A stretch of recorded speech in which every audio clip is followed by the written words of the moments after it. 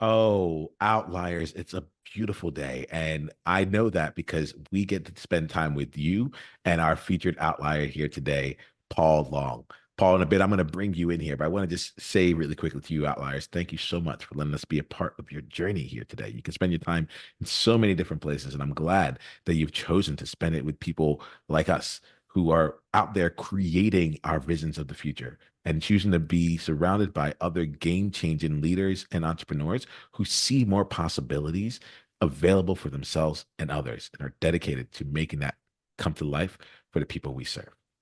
Today, we are going to be spending time with Paul. Paul, I am so thrilled to be in conversation with you again. I'm actually, it's not even just conversation, but I'm excited to share who you are, who you've been, and who you're becoming with Outliers here today. Thank you so much for making the time for this, and thank you for living the life that you've lived. I'm honored and really looking forward to it. This is great, and I love what you're doing. Thanks, Paul. I had to like literally breathe that in. So sorry if you got a whole lot of breath coming at you right there, Outliers. I'll Paul, be I like careful with the compliments, but yeah. seriously, yeah. Well, I like to start off our conversations with me just like sinking in and really connecting like a bit of who you've been to me so far, right? And then after that, I'd like for you to give us some context as to like who you are, right? How you see yourself. So, lip- I'll start off with me. Uh, Paul, one of the things I get about you is that you're someone who is able to continuously reinvent yourself, but also do it at like with a high level of intention. And oh, the reason I breathe there is because it's a newer word for me, in terms of like my own personal values and things that I really respect. But the word is excellence. Hmm. I as an outlier or in the way that I had seen outlier in the past, it was constantly why be one of the best when you can be one of the only, right? And now I have this thing where I just really respect people who can play it both, who are both one of the only, and it is also the best thing out there for the people, you know? And what I get about you, Paul, is that like that's the game that you choose to play. You know, you choose to walk your path in it, but you don't do it at you don't let you do it to a high degree that's in integrity with you. And I want to put that out there. I'm glad to be spending time with you in this place. If there's anything you want to say to that, if you're like, no, I need to set the record straight on something, feel free. But like, just know that I am honestly just honored to be spending time with you. Well, thank you. And but actually, just one thing to unpack from that, because those are two really great insights. It's one thing to be an outlier, and it's another thing about how you do it, and certainly the results that you get from it. And you know, I've been proud and although sometimes exhausted by, you got an off on switch and it's stuck on.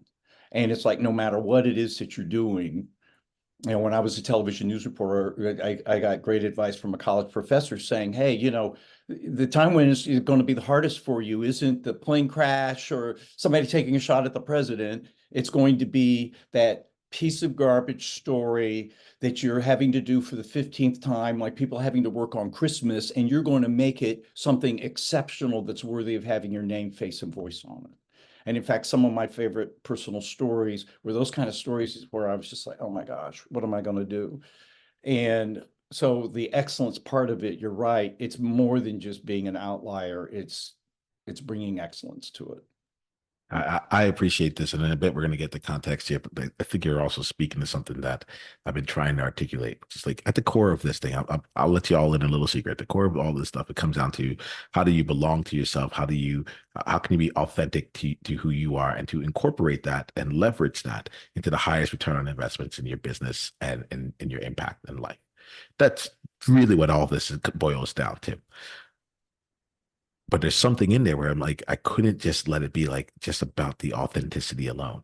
Like, I think authenticity is one of the best like tools that we have. And it's like, so what do you choose to do with this? And so I love that you're bringing that into the mix already here, Paul. I would love to hear from you if you can give us some context about you. Let us know about some of the things that you have done with who you are. Why don't we start for the first part here? Let us take us back a little bit here, and you don't have to go through the full story. You can, but take us back and let us see some of what you have done, who you've been externally. Let us know where you're heading, and then we'll probably spend a good portion of this conversation more about like who you're being. Okay, well, I was born. Actually, I am I'm going glad. back to that. I am going Yes. back to that because I was in a radio newsroom when I was 2 weeks old. And so my father, actually, my grandfather was a newspaper reporter, beginning and end of his career. My father was in radio news, and he was a great innovator. In fact, some things that you hear on the radio now, like the morning drive and the interaction with the news guy and the crosstalk and the fun, he and the Charlie and Harrigan show, the morning drive at KLIF in Dallas invented that. And even though he passed away suddenly when I was only 15, I used to hang out at the station and I picked up on a lot of that. And then, without even knowing it, in college, where I was working at radio and television stations, I wasn't in class. And in my news career, my other careers, it's been the thing that I have deeply appreciated. Like, let's reinvent, let's reimagine, let's find new ways. I get, it's a drug. It's like I get a buzz from doing that. And fortunately, we've always succeeded. I've done things where it's like, oh my gosh, what am I doing? What have I got myself into? And in a way, you're almost the equivalent of an adrenaline junkie, by doing that. And so, yeah, it just was kind of imbued upon me when I was growing up. And I have enjoyed taking on those activities, those types of challenges and such. And I've also noticed, my energy, enthusiasm, and mood going down when I'm having to do the rote work. And also too, as it applies to life, it's that, what's the old quote? That if you want to control the future, invent it yourself. Mm. I love this year. We're gonna like you mentioned that you come from a lineage of people who've been like in broadcasting in some way. Take us here to, and you also talked about some like the innovations and things that you did that you felt like might come like fall down, but then it didn't. Take us to some of like some of those innovations, take us to some of those achievements in that part of your career. Let us get a sense of that, and then let us know where you're taking your career now. Okay. Well, yes, in broadcasting, which was Paul V.2, after being a kid, I would do it in a multitude of ways. It might be the way I would write a story or approach a story angle or things of that sort, or I was at WHO TV for a while in Des Moines, Iowa, and even though I was primarily a reporter doing some anchoring, the caucuses were coming up, and I came to management and said, "Let's blow the lid off of this. Let's do this. Let's do this." These things that were network level for a local station, and we did it. And even the competition came up and said, "You kicked our butts," and yet it was flowing and fun when other people are like, "How did you do that?" And it's like, you inspired and did it. Um, when I got out of news, when I thought it was going in a direction that I really didn't want to be a part of, and that's before the politics got into it, but rather just sensationalism crap, reporting, I became a content creator, producing, developing, creating, writing, all of that.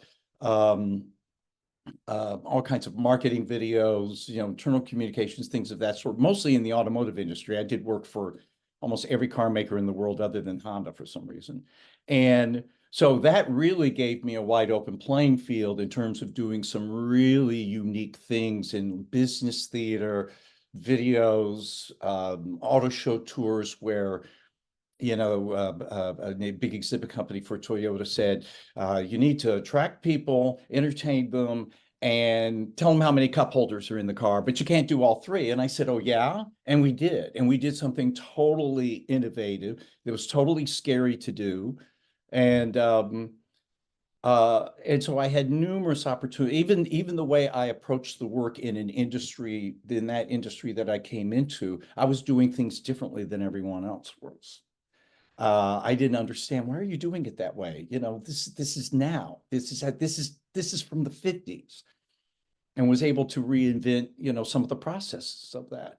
But then I also came into my life, and I'd say one of the biggest outlier moments was when I realized I needed to be an outlier with my own life, because I was getting older, retirement age was looming. What am I going to do? And I realized I need to look at this in a totally different way. I needed to, as the physicist Max Planck said, when you change the way you look at things, the things you look at change. And I had to change the way I looked at life, at myself, and at the world.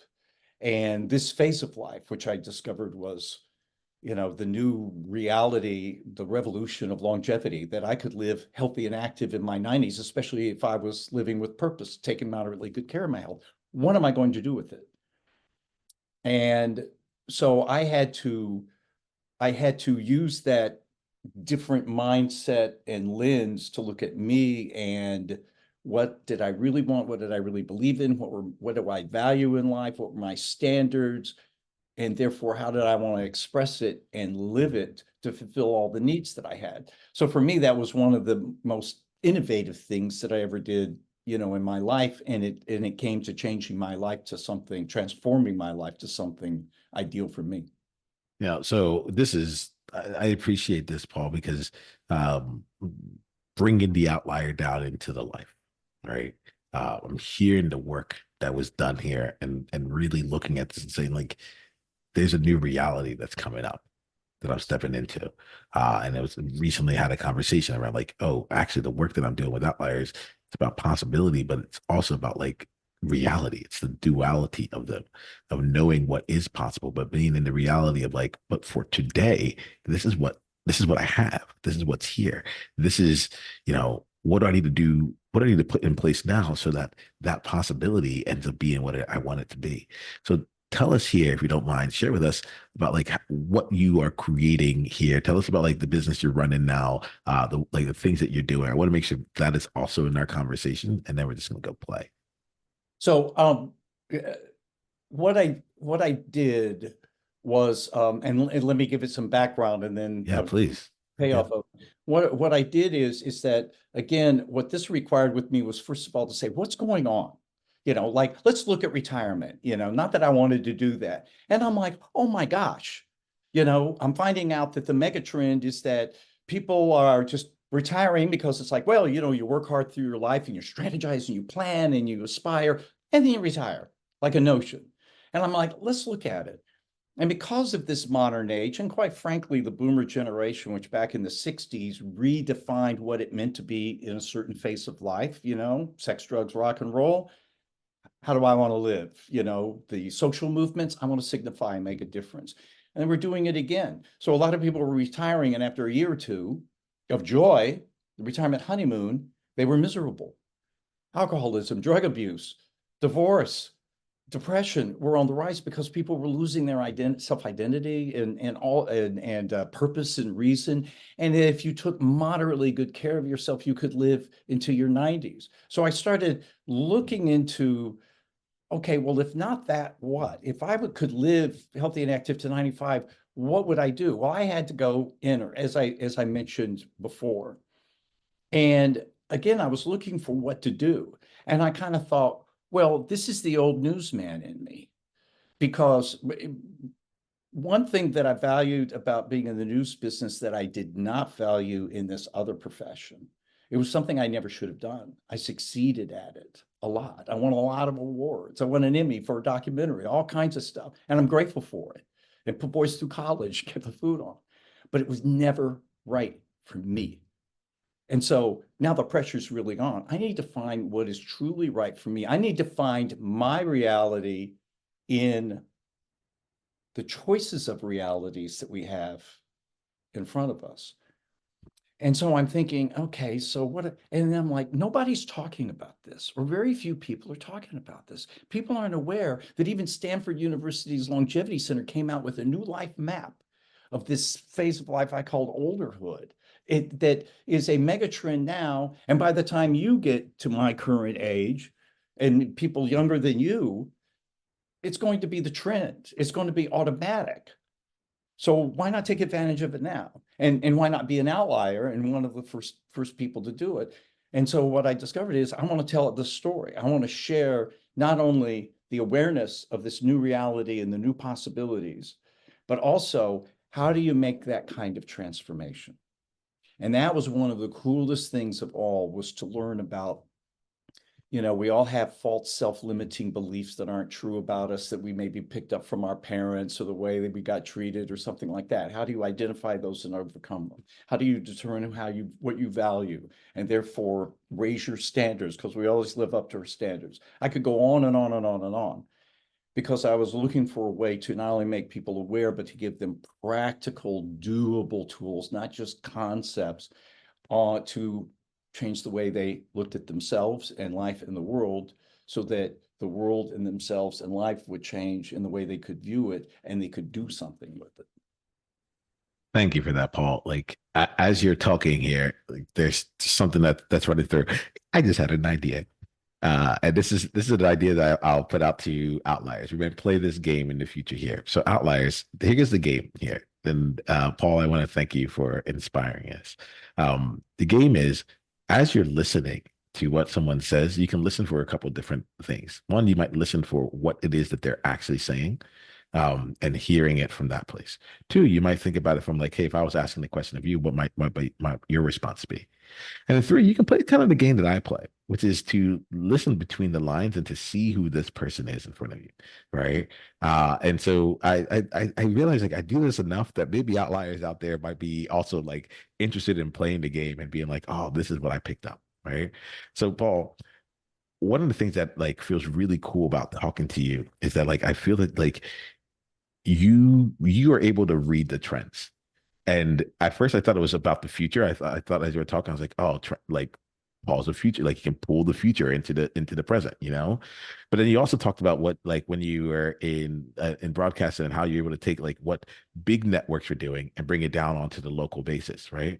So there's something there where it's like both future pace and like whatever the trends are, like you're able to pull, to read it, to see it before it's happening. And then, if I'm getting you right, you're also like both inventive and innovative to find a way to say, like, okay, how do we translate and bring that into the space that we're in right now? How do we make that relevant for the people that I'm choosing to serve right now, whether it's on a local basis or if it's on people who are stepping into olderhood? Before I go any further, does that resonate at all? Oh yeah, absolutely. In fact, thank you. Yeah, can I use that? I mean, that was a good insight. Yeah, Yeah, yeah. yeah. I like, That was, and I think, and forgive me for throwing please this in, go. but I mean, I think when you were saying that, I was realizing, because all of a sudden, a hyperspeed movie of my life was playing it, and that each time too, I think if you're looking for it, if you're open and open-minded to it, but you're also trying to apply it, then it's just there. Yeah. It's just there, and you know that it is. And I really think, and I'm really reflecting on this, but obviously I'll do some more reflecting later. And so I'm really grateful for this. But yeah, every single time it's just like, yeah, this is the thing to do. I have no idea how I or we are going to pull it off. Yep. Find a way. We'll find a way. Well, there's something else you've been saying in our conversation. It showed up a couple of different words, like a couple of different times. You you really just came out at one point. You're just like, we just aspired and did it, and they use the word aspire a lot. Like so, I feel that with you. I feel like, and it's different because I hear a lot of people say we're inspired, we're looking for inspiration. We have to find inspiration, and then maybe then we'll go do it. But that's not what I hear from you. I hear something along the lines of Paul sees the trend. He looks around at his current environment. He says, what else is out there? What are other people doing? Let's see what the trend is. And then, like, even if it hasn't been done by anyone in your area, or like it doesn't feel like you have the resources or whatever, you set the aspiration and then you just go do it, you know? And so there's something here, like I feel like even as you talk about olderhood, I'm like, oh, this is gonna be a thing because Paul has decided to aspire towards it. So like one way or another, it's gonna be taken care of. But like when you're like, I don't necessarily know, I'm like, I don't think it's a what is a linear step-by-step process on it. I get the sense that like the process for you is I aspire, and once Mhm. I've set the aspiration, then we just go do it. The stuck on switch. Mm, An important thing that you made me think of that was with that, I agree with you 100% on all of it, is that each one was in a context mm. of what I was doing and what was needed. So with the news thing, yes, it's like, hey, I want to push the boundaries. I want to have some fun. I want to have some fun. Sometimes it's scary fun. And I want to do more than just punch the clock in the news business, or I want to do more than just the same old that everybody else, because that's where the fun is. Um, and then with what I call the finding your new way forward. I mean, this was again being an outlier with my life because this is my freaking life. And yes, I've got a lot to be proud of with my life. I'm really grateful for, but I had also spent the last several decades doing something that wasn't right for me. And I'm like, it's my turn now. And oh, by the way, because of all these things, I'm finding out about the new revolution of longevity. There's probably no better time in my life because I'm older and I know more about all this stuff, myself, the world, and everything else, to do it. So my aspiration is that I want to die young at an old age, and I want to leverage everything that I've got um, to make it fulfilling, but also, fit the life and everything else that I have at it. And so, yeah, it's aspiring, but it is aspiring with a well-founded purpose. Wow, Paul, you're calling something out of me, and you're this is the an episode of a lot of firsts, right? And so this is happening in real time. Outliers right now. I fundamentally believe that like as you're listening to this, there may be someone in your life right now who has either walked a path similar to what Paul has just described, been successful in their lives, done things that a lot of people probably clapped the hands on and said, what great accolades, but deep down inside knew that it wasn't really for them. They were great at it, but they weren't really, it wasn't really for them. And they're coming to a point where they're looking at the next decades of their life because it's not just a little bit of time, it's like productive decades of their life. And they're looking to say, this time around I can do it for me, right? If there's anyone that that is not, if I know that it's like I just have this sense that we all know someone like this, do us a favor, share this episode with them, let them hear from Paul, let them hear. And why I believe this is so important is because of the possibilities that are there, right? I found that like if we can keep showing and sharing the possibilities that are going out there, whether or not they end up doing something with Paul, or they get something sparked inside of their own mind, or they can see and aspire for themselves, or remember things about themselves that they may have forgotten. There's just some, Paul, as you're talking, I'm like, there are people out there who feel the way you have felt, and I feel like would really resonate with this. So outliers, I'm gonna make the ask, and you might hear me make some more asks like this in the future. I just feel really, I recognize like this is not to just be kept to us. Like there's someone out there who needs to hear this message or who would really benefit from this message, and I'm inviting you right now to go ahead and share that in. All right, Paul, thank you for that. Like again, you're calling new things out of me here, and it's so funny because my mind typically like I should go and make a post edit and insert it into the episode, and like that's what you do. I'm like, no, this is what feels real. I feel like there's something real that's happening right here, and I could just speak to that right now and get them like and address it, and like we can all be better off for it. And so I want to thank you. There's something. Are you good with me like speaking a little bit about what it's like being in your presence right now? Am I say that again? Am I Are you good with me speaking a bit about like what it's like absolutely? being Yeah. in your Oh, presence? okay. I'm cool. Okay. So Alex, you're seeing this here. Like I got to talk to a lot of people. Paul's pulling some new things out of me. Like you're inventive. I'm feeling inventive. I'm feeling like let's go. Let's try it out. Let's be in that spirit. Um, One of the things that I'm thinking I'm capturing here is, and I think about this working with the clients that you work with and the people that you choose to spend your time with now. It's like I'm thinking about the skill of trend setting. I'm not trend setting, trend reading, and a trend applying. Something in there's something in there. Like with what you do, Paul. Uh, and I'm thinking to like the experience it would be like for people to go through the processes you were talking about, answer the questions about the standards and what they want their lives and their values and so forth. And for them to be able to see the actual trends that they have been living into, to see like what they have been doing, and then being like, great, now that we see that, how do we continue to apply that on purpose with what it is that you're trying to get done for this next chapter here, for this next the new reality that you're living into. So I don't know, Paul. I actually I do know. Outliers, I think it'd just be great to spend time with Paul and let him like continue to let his magic and the way that he naturally sees things. Like you said, like you just can't help but do it. That just because it is just you. Work in your favor. Paul, that feels really genuine. It feels really like aligned for me to make that invitation here. Um, yeah, I love finding like what makes someone an outlier. That thing about them, I call it their outlier advantage, the thing you can't help but do, no matter what.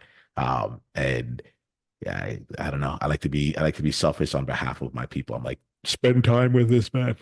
So, um, so Paul, like, let me check in with you. Um, we're talking about. Do you have anything to say to anything that I've said so far? Let me just check. Let me just check in before I move on with my next question. No, I think I'll support you in what you said. I mean, it's the fact of the matter that I two things. Number one, it's kind of like when I was starting this up, and I'm still doing client work, and I had a lot of clients, great relationships, a lot of professional friend clients saying, oh, what's this new thing that you're doing? And let's say they're in their mid-30s, and these are fast trackers, great life, all that kind of stuff going on. And I tell them, I kind of give them, the spiel about the new reality, about, how things, and this transition, really maybe stepping back. Maybe I've been living the default life. What I thought I was supposed to do is not right for me, all of that kind of stuff. And I'd say very briefly, and there wasn't a single person then in the first place of all ages that didn't instantly get it. Because what I'm talking about, we all know, but what I'm doing is just connecting the dots. And in fact, both my father and grandfather, independently of each other, said the greatest story to tell is one that's happening right in front of our eyes, but we don't get it.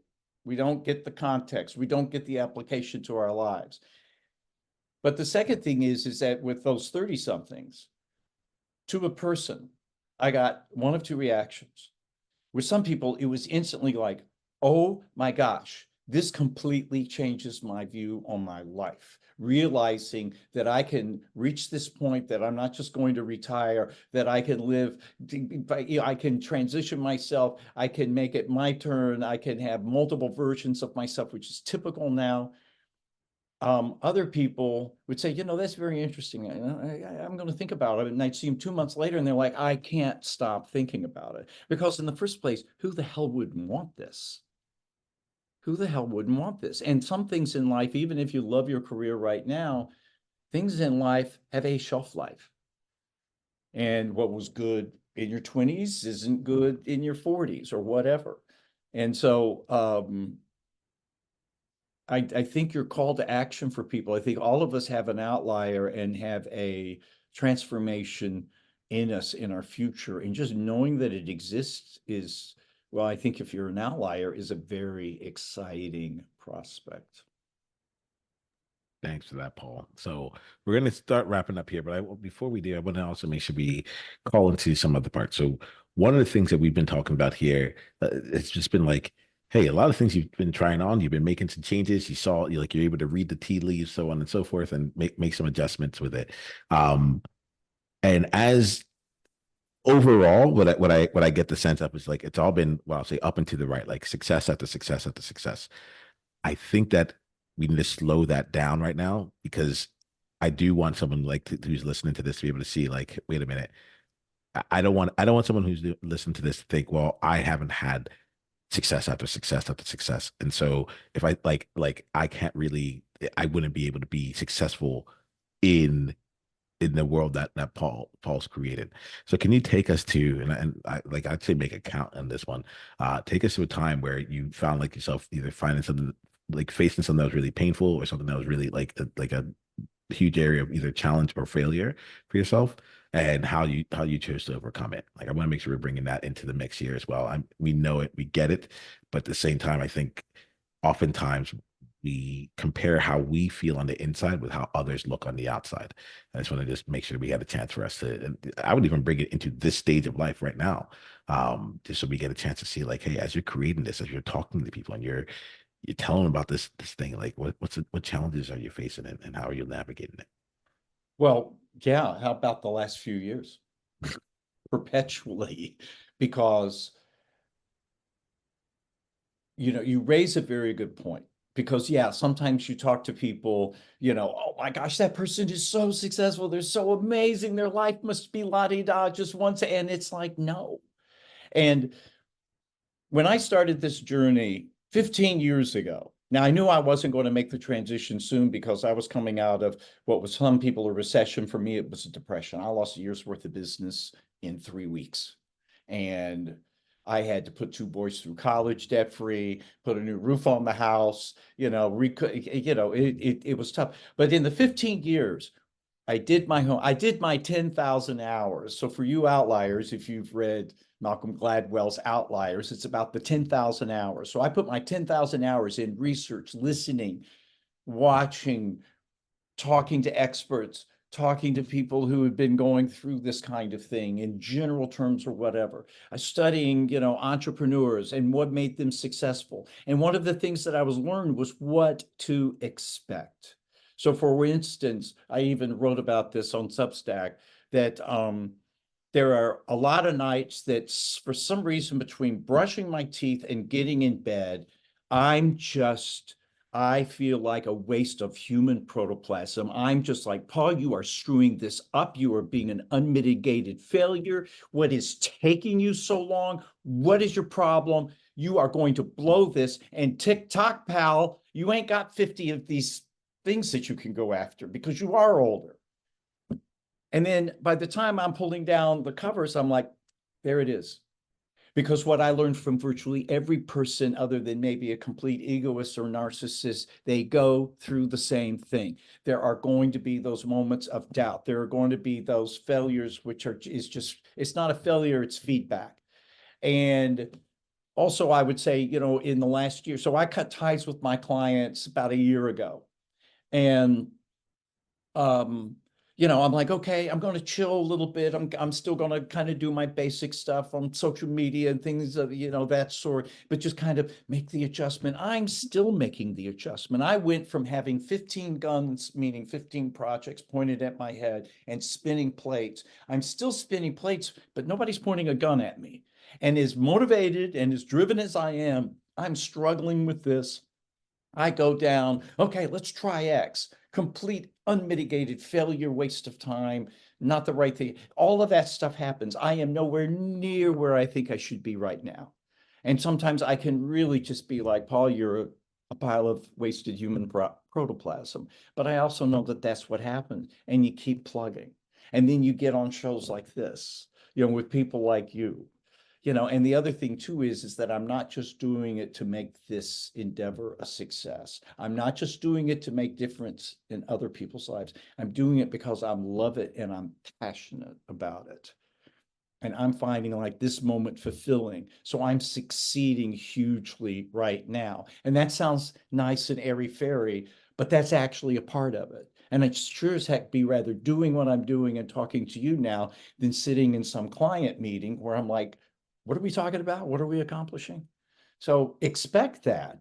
It comes with knowing what to expect. I think most businesses fail not because of a funding issue, which most people attribute, but because bad expectations of what it's going to take, what you're going to have to go through, and what you've got to do. Oh, I appreciate you. Thank you for diving in on that. Right. Yeah, you talked about what happens for you at night. For me, it's the first thing in the morning. I got up today at like 5 o'clock, and I was like, but I was supposed to sleep later. Like I even tried to sleep again. And I was like, but once it comes in, the chatter comes in. I appreciate you allowing us to see you for real. Right? You do great work. You've done great work, and you aspire, and you will continue to do great work.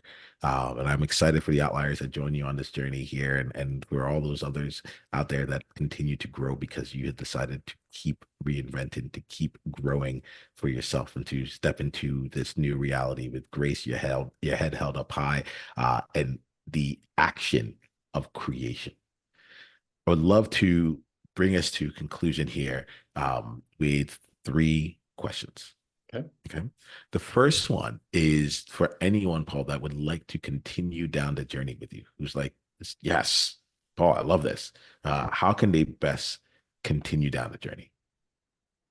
Um, well, I'm revamping a lot of stuff. I do have a website that I'm going to be redoing soon, but Mhm. there's still content on there and a way to contact me and the transformation free guide. When I get your email, you get my newsletters, which I'm totally converting to Substack soon, and I have a lot of information on this on Substack, redoing my YouTube channel. But it's the URL is newwayfwd.com. So it's New Way Forward, but newwayfwd.com. That's probably the best way, but you can also find Paul Long, Launch Yourself on Substack and New Way Forward, at New Way FWD on YouTube. Awesome. I like that here. And one of the things I like about podcasts is that like they end up being like having a longevity that you wouldn't even think of, right? So whenever time you happen to listen to this Outliers, go ahead, check out the website, get in touch with Paul, and check out that new way forward. Um, so that's one. Thank you there. Paul, I like to think I have a not so hidden mission whenever I have these conversations, which is that I'm like, if we're doing this, we're growing. The specific place that I like to look at is like an insight or something that someone might remember about themselves as a result of having this conversation. So, what's an insight that you had for yourself that you like to just share and capture right now? Oh boy. I've kind of shared those things. Um, I'd say the insight and really what drives me, and yeah, quite frankly, I may be flipping aging on his head. My recent birthday, there's my chronological age, there's my bio age, which is 25 years younger, but I'm still the same person I've always been. And I still have the same desires and aspirations. I think some people get old because they think they're supposed to. But what the overwhelming driving thing, and you really become more tuned to this the older that you get, is that, man, I got one frigging crack at this. Whatever you believe happens after we die.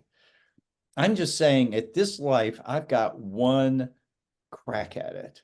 And what else am I going to do? What's my excuse to not do all that I can and to put in the effort to make it great for me in all respects, which also means love, which also means making a difference, which means being an example for my sons and hopefully soon some grandchildren and things of that sort. It's one frigging pass. What could be essentially more important? And what's the one thing that you really do have control? You don't have control over your sons or your significant other or society. You've got control over yourself. And so my number one driving force is fear, because I fear the number one regret people have on their deathbed, that I never lived the life that was right for me. That scares the crap out of me. And that drives me to be on my deathbed. In fact, one of the best techniques I ever came up with is write a thank you note from your 95-year-old self to your current self, thanking you for what you did now to give the greatest life in the intervening time possible. I appreciate you, Paul. Thank you for that. And we're gonna go with that spirit of looking up, looking ahead here. We're actually gonna stay here in the present. But the last question I ask everyone here is what I call the time capsule question. And it's a message that you would leave for yourself, almost as though it was in the time capsule, not leveraging the wisdom you have right now, but a message that you wouldn't listen to for another 10 years. almost as if like in 10 years, there's something that you know now that you would want to be reminded of. What's the message that you would leave for yourself? Thank you for doing it. Thank you for thank you for putting in the effort and having the determination to do it. It's like that letter from your 95-year-old self. Thank you. Thank you for doing this. I've been healthy. I've been fulfilled. I've been happy. I've been purposeful. I haven't had to worry about money. We've been in great health. Thank you for doing what you had to do to make that happen. And with that, Paul, we will conclude for today.